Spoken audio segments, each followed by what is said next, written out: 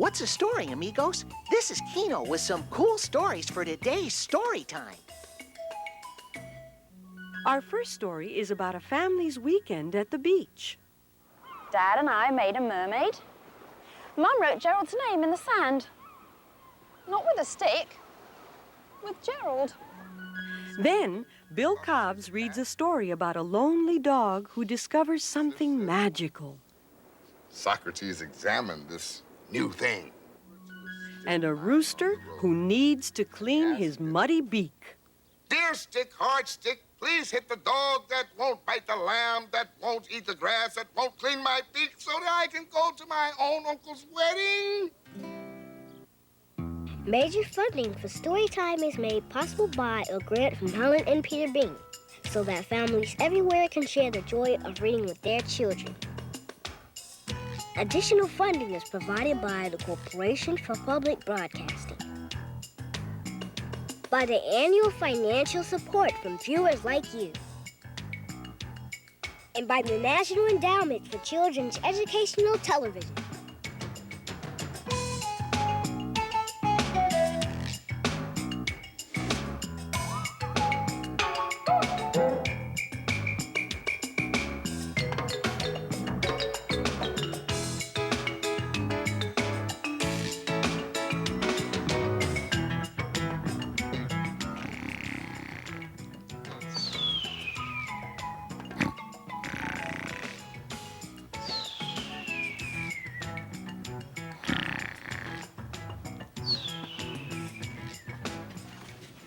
Hi, Mara. Did Kino arrive? Oh, yes, he's here. I think he fell asleep. He was really tired for some reason. Maybe he stayed up late last night reading. Well, either that or he's tired from his trip to the beach yesterday. Oh, he went to the beach. Yes, with some friends. Oh, Lucy, if you'd only seen him when he came back, he was so excited. He told me they read a book while they were there. Oh, look at him. He looks so cute when he's sleeping. I wonder what he's dreaming.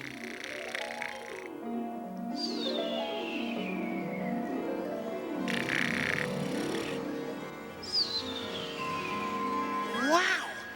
Am I dreaming? Am I really, really dreaming? The funny thing about this dream is that it looks and feels and smells just like what really happened yesterday. Hi! Weren't you here yesterday? Yes, but we came back for your dream. Are we going to read again? It's your dream. You decide. Oh, I'd like us to read the same book we read yesterday. Sure. Well, I'm curious. Why the same one? Well, first of all, it's about the beach. And second of all, if we read the same book, that way I can be sure it's not going to be a bad dream, because it was a good story. Well, that's clear enough. How's the dream so far? Oh, it's great. The beach, a story, some friends. All we need is some nachos to make it perfect. Aha! Have some nachos. Wow, cool.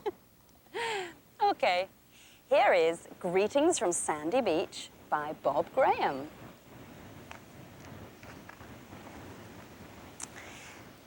There were plenty of tears at the start of our holiday. Dad cried about leaving our dog. Mum cried about leaving Grandma and Granddad. Gerald cried because he'd been awake all night, overexcited and couldn't sleep. I cried because everyone else was crying. And we were only going for 2 days. It was better when we got going. Dad dabbed at his nose for a while with wet paper tissues.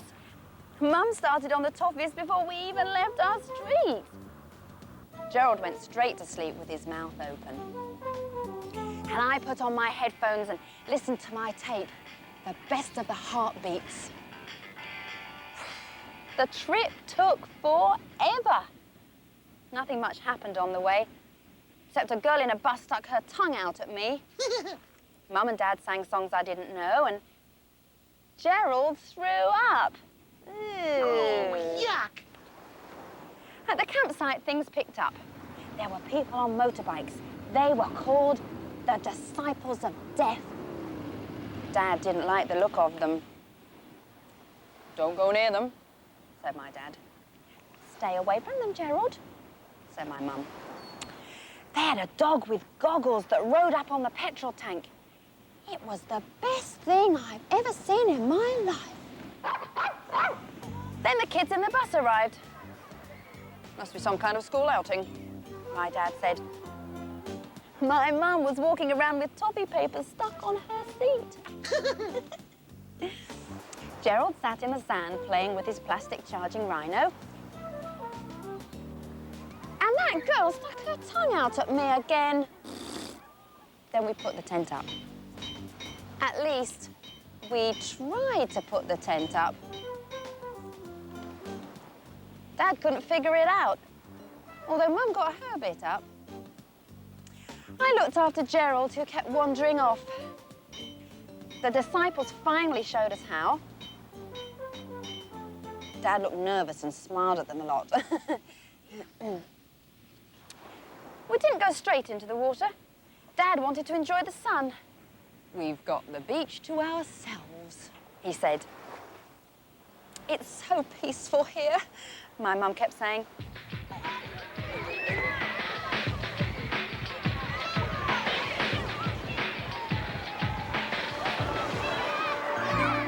Gerald was happy enough, just blobbing around in the sand. The girl from the bus fell right out of the sky onto Dad. He wasn't too pleased. You've got the whole beach, he said, and you land on me. So we shared the beach with the school kids. They played a cowboys getting shot game to see how far they could roll. I joined in. It was just like the cowboys in the films. High dives from the tops of buildings into the dusty street. I won. The girl with the tongue was quite impressed. So were the disciples of death. We shared the water with the school kids too. Dad washed off the sand that had fallen out of the sky and stuck to his sunburn oil. Mum played puddles with Gerald. I stood away from them a bit. I'm embarrassed by my parents when other kids are around. I don't know why. The school kids went back for lunch with their teachers. Fancy seeing your teacher in just a pair of flowery shorts. Dad and I made a mermaid. Mum wrote Gerald's name in the sand. Not with a stick, with Gerald.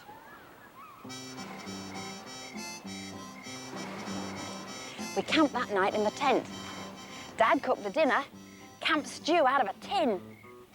Mum and Dad played word games with little wooden squares. There was a lot of shrieking from the school camp. Gerald went straight to sleep, very pink from the sun. So did I. The next day, we played boats in the rock pool with the ice cream sticks from the disciples. We buried Mum in the sand. Dad caught a rather small fish, and Gerald ate something disgusting from his fishing basket. Ow!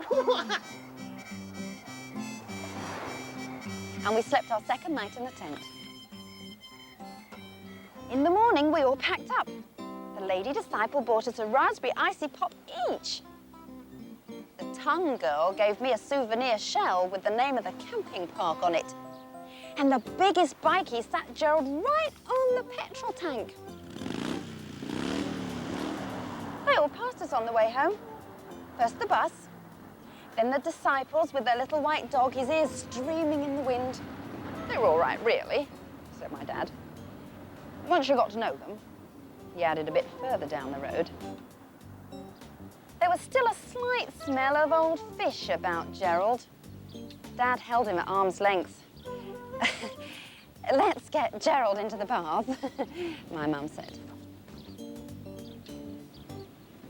It was quite a while back now, but I've still got the icy pop sticks and the shell. Souvenirs, I guess. There we are. Gee, well, where's Sandy Beach? And aren't all beaches sandy? I mean, don't you have to have sand to have a beach? Well, maybe the sandy beach in this story is in Australia because that's where the book's from. Oh, and no, Not all beaches have sand. Some beaches have stones or pebbles instead. Wow, they do? So a sand castle would be a stone castle, huh? Hey, can we get our feet wet now? Yes, we can. Oh, by the way, how did you like the story, Kino? Well, I liked it. Can we go now? Okay. Last one's a stinky shoe. Okay, yay! Hey, wait for me!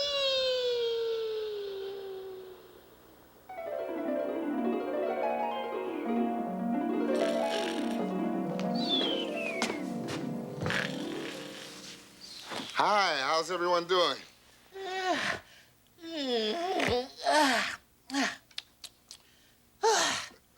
Okay, I'm ready. Let's go. I'm not gonna be that stinky shoe. What go where? I just got here. Well, to the water? I think you were dreaming, Kino. Well, if I was a dreamin', then where did this sand come from? Maybe you brought it over in your pocket when you came back from the beach. Sand from a sandy beach. Well, I didn't bring sand, but I brought a book. Oh, yeah? Which one? Well, it's a sweet little story that's so sad it almost makes you want to cry. Oh, well, that's okay. I love stories that make me cry. What's so sad about this story? It's about a dog.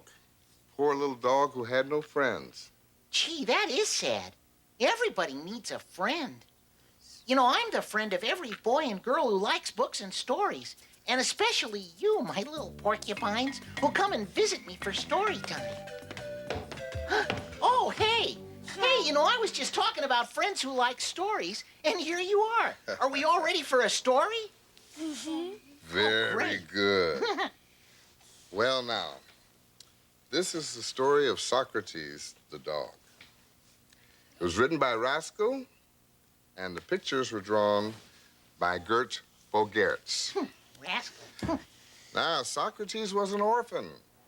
His parents had been snatched up by the dog catcher and taken to the pound, leaving Socrates to live alone on the streets. He dreamed of a home other than his cardboard box. And more than anything else, Socrates dreamed of having a friend. He looked to the other street dogs for company, but they just snarled and growled. They wouldn't share their scraps, and Socrates was left to rummage through garbage cans on his own. It seemed to Socrates that he was always alone. Every night he wandered the streets wagging his tail at passersby, hoping that one of them would take him home. But the people just looked the other way. Poor thing, some of them would mutter, but they always kept their eyes on the ground. Then, one day Socrates was scouring the street for something to eat. He found the most curious thing. Sniff, sniff. Socrates examined this new thing. Certainly wasn't something to eat. Socrates discovered the thing fit his nose perfectly. Perhaps this will help, Socrates thought. And then he went on his way. Socrates stepped inside the flower shop. For the first time, no one chased him away. The florist took a look at him and laughed a friendly laugh. Then he gave Socrates a quick pat on the head. Socrates thought the flowers looked brighter than they ever had before. Next, Socrates went to the toy shop. The shop owner smiled and said, "Here you go, boy." Then he handed Socrates a bit of his sandwich. The toy seemed to be smiling, too. Socrates could hardly believe his eyes. All day, Socrates roamed the streets. Everywhere he went, there were smiles, pats on the head, and treats. Extraordinary, Socrates thought, as he looked at his reflection. This thing on my nose must be magical. Well, as the day ended, Socrates heard music. When he turned the corner, he heard the music maker. The musician looked at Socrates. "Hey there, friend," he said, giving Socrates a pat. Then the musician squinted at Socrates and said, "I see you found my glasses. And a good thing, too. I can't see a thing without them. If you hadn't come along, I'd never have been able to find my way home." The musician laughed and stretched out his hand to Socrates. Socrates pulled back. What, he thought? Give back this magical thing? This thing that had helped him find food? This thing that had made him so many friends? Then Socrates looked at the musician, and he imagined him wandering blindly through the streets looking for his way home. He imagined him hungry. Slowly, Socrates stepped forward. The musician took the glasses. Then he gave Socrates a strong pat. He said, "Thanks, fella. Good friend like you deserves a special treat. Let's go home. Cook up some dinner." And then Socrates knew that he had indeed found something magical after all.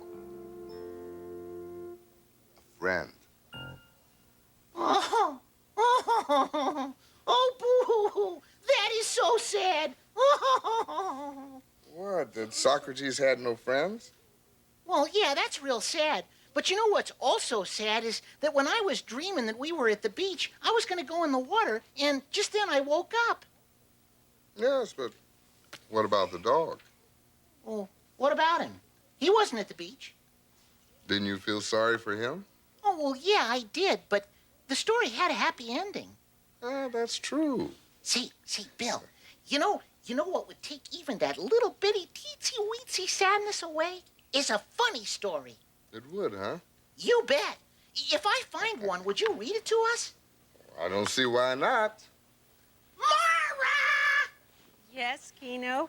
Do you have a book that we could use to, lighten things up a little? As a matter of fact, I do. A friend of mine sent this over, Cecilia. The book is called The Rooster Who Went to His Uncle's Wedding. Hi.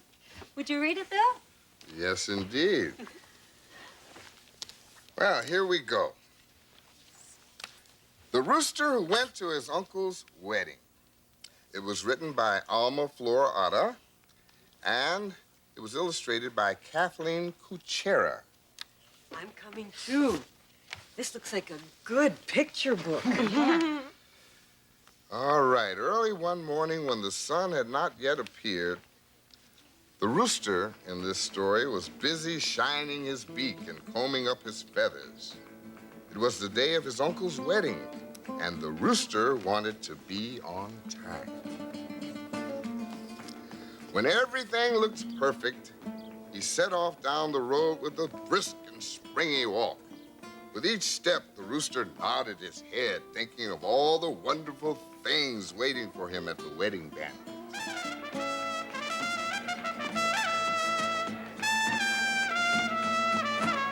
Before long, his stomach began to growl. "I wish I'd eaten breakfast," he said. Then something caught his eye. There, next to the road, sat a single kernel of corn. Perfect, the rooster thought. But when he got closer, he could see that the kernel was lying in a puddle of mud. If he ate it, he would get his beak all dirty.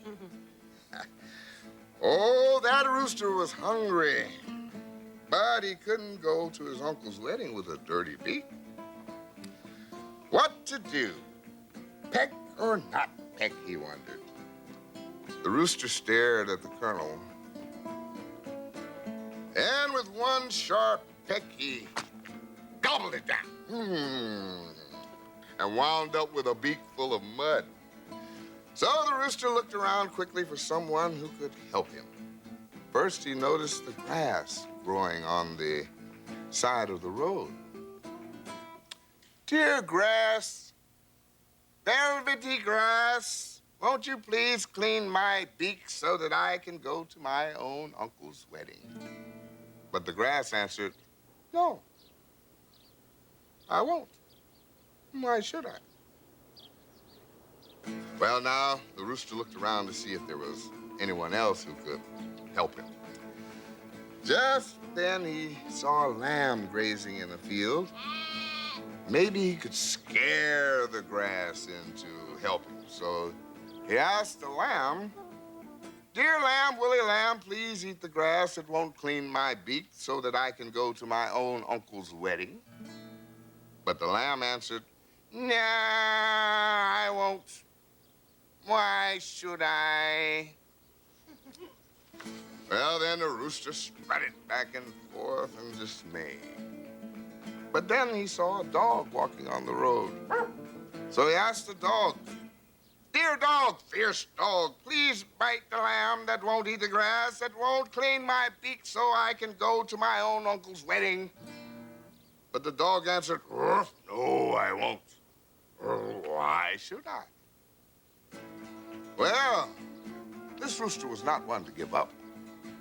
So he went over to a stick lying on the road, and he asked it, dear stick, hard stick, please hit the dog that won't bite the lamb, that won't eat the grass, that won't clean my beak so that I can go to my own uncle's wedding. But the stick answered, no, I won't. Why should I? Rooster was starting to worry. But he looked around for someone else to help. And he spotted a campfire the shepherds had lit. He got close to the fire and asked, dear fire, bright fire, please burn the stick that won't hit the dog, that won't bite the lamb, that won't eat the grass, that won't clean my beak so I can go to my own uncle's wedding. But the fire answered, no, I won't. Why should I? The rooster ruffled his feathers and paced.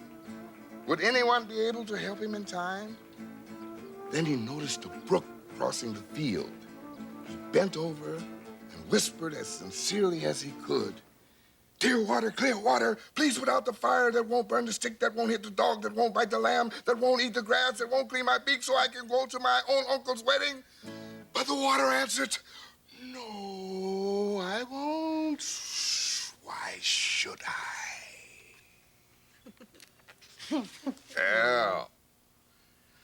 Now the poor rooster couldn't think of anyone else to ask for help. He lifted his muddy beak up and crowed.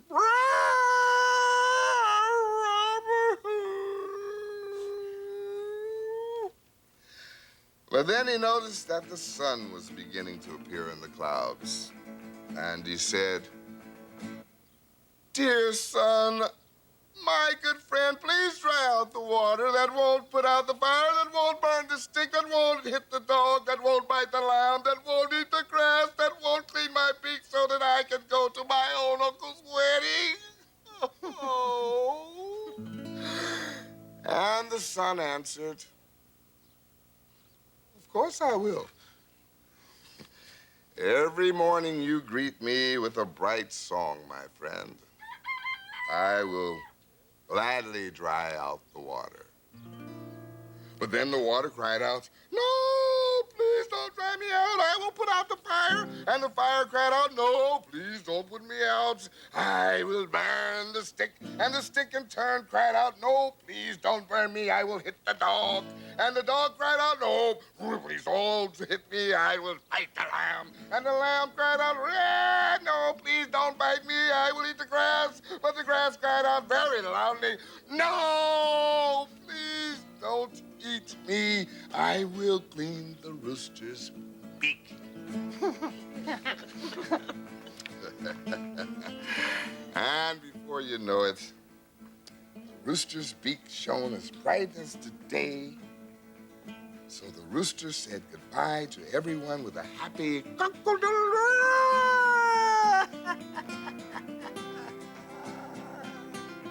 and went on his way to his uncle's wedding. And he walked with a brisk and springy walk to get there on time for the banquet.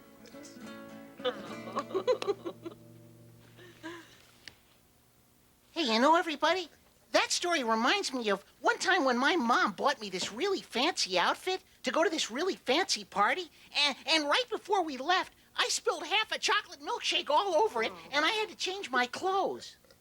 And what did you do? Well, we had to wait while we cleaned my fancy outfit. Well, at least you didn't have to go through the list of animals and things before you could get it clean, Kino. No, but you should have seen my mom. Woo, she was not happy. Whoa. Well, thank you, Bill, for reading that story. You're welcome. And now, look at my story pick for today. Wow. The biggest book with the biggest illustrations I have ever seen. Yeah. Hattie and the Fox. Does it come in a pocket size, huh? Maybe, but for you it would have to be super mini pocket size. Yeah, I guess so. Well, my story pick is about a piggy that goes to the beach and meets with a sandwich. It's called Me First. Well, thank you, everybody, for coming today. Boy, what a dreamy dream I had. Until next time, Keep a story in your heart. Hasta luego, my little sleeperoonies.